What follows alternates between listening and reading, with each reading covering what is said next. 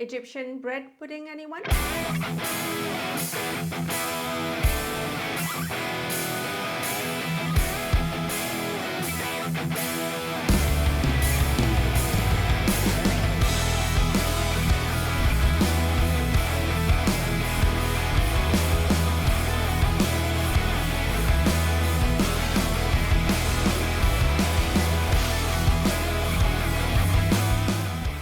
Hey folks, I'm Aslin Bloor from linsfood.com and SingaporeanMalaysianRecipes.com.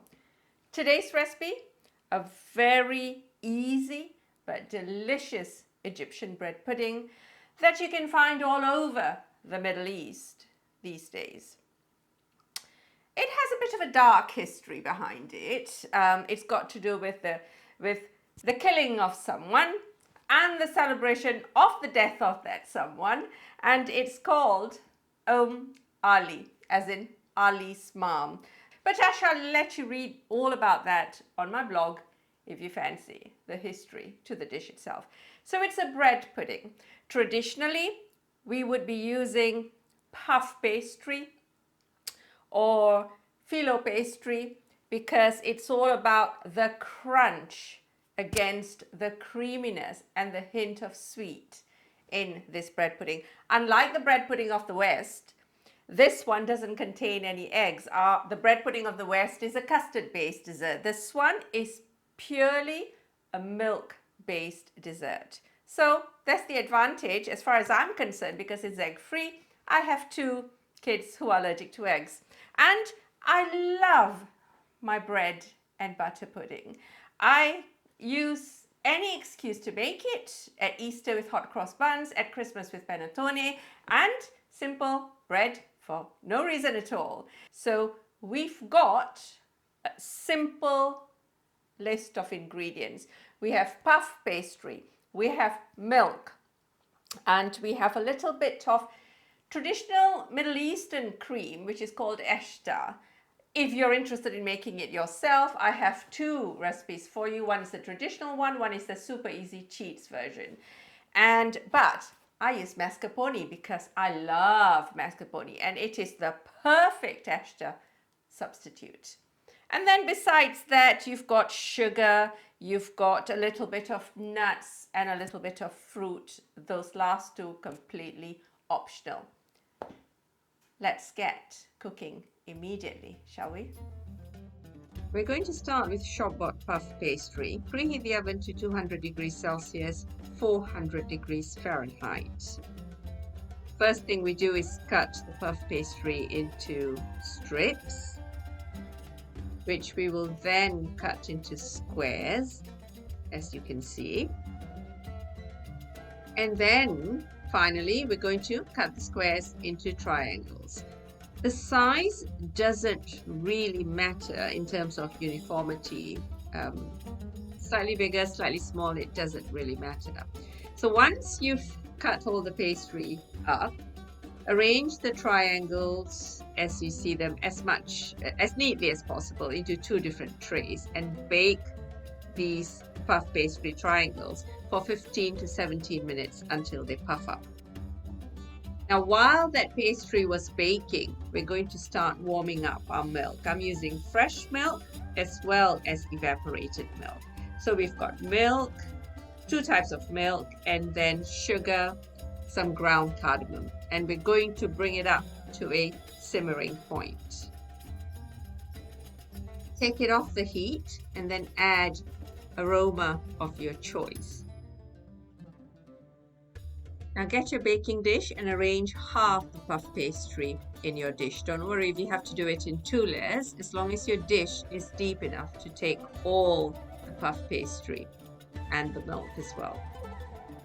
So we're going to have a layer or 2 of your puff pastry, and then sprinkle your mixed fruit as well as the nuts that you're using all over. I've got pistachios and flaked almonds, toasted flaked almonds. Now stir your milk and then pour it all over the puff pastry triangles. Use a ladle to ensure that you're getting the milk on every single bit of the pastry that you've got in the dish.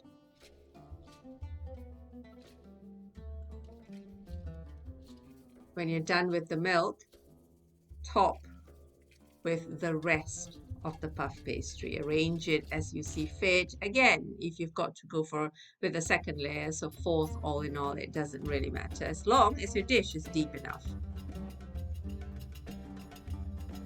And once you're done, press ever so slightly, not too much. We just want the bottom layer of your puff pastry to soak up a little bit of milk. And then just lighten your ashta or your mascarpone, whatever you're using, and drop dollops of it on top of the puff pastry. We don't want to have a layer covering. We want drops of it because we need the pastry, some pastry or half of it to shine through so that it'll crisp up in the oven. And then when you're done, you bake it in the oven for 15 to 20 minutes. Take it out, and this is an optional step. Sprinkle with some white sugar or golden caster sugar all over, and then using a kitchen torch, either using a kitchen torch or place it underneath a grill, a broiler on medium, and essentially allow the sugar to caramelize. Burnt bits are perfectly fine because they add to the flavor of your final dish. And that's it. Time to serve up. So you saw in the video earlier that after it was baked, I sprinkled a little bit of white sugar all over, a light sprinkling, and then I used a kitchen torch.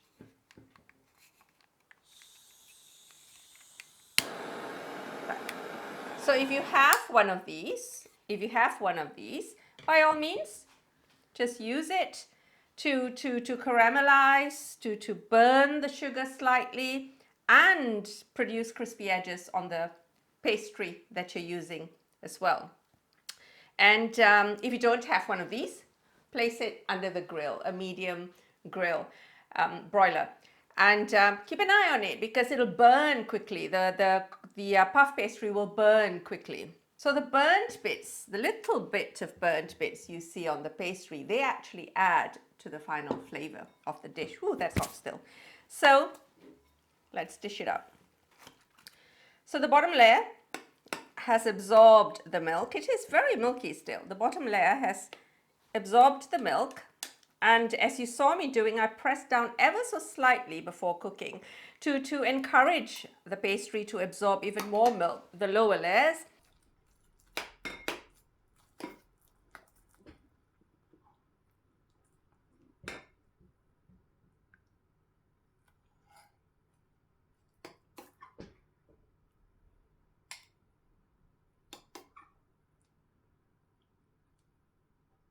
So the top layer remains crispy and crisps up even more as it's baking, and if you're placing it under the grill after the fact with a layer of sugar.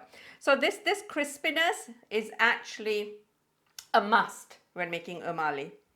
So you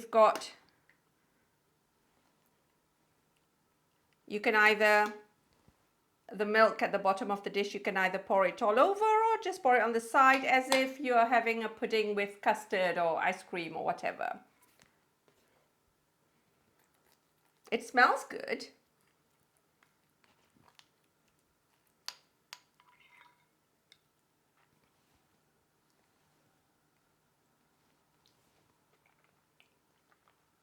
Still hot. Really, one of my favorite bread puddings that ever lived. But then I haven't met a bread pudding I didn't like. There are different textures going on here. You've got the crisp, you've got the milk-laden pastry, so you've got creamy, you've got a hint of sweet, and then you have the odd bit of fruit and nut because I sprinkled a little bit of nut and fruit. In this recipe, on my blog for the full recipe, I give you a tablespoon of nuts each, pistachios and almonds, but I ended up using only half of that. I'll give you the ingredient list in the description itself. Umali, Ali's mom, an Egyptian dessert loved all across the Middle East. I shall catch you guys real soon.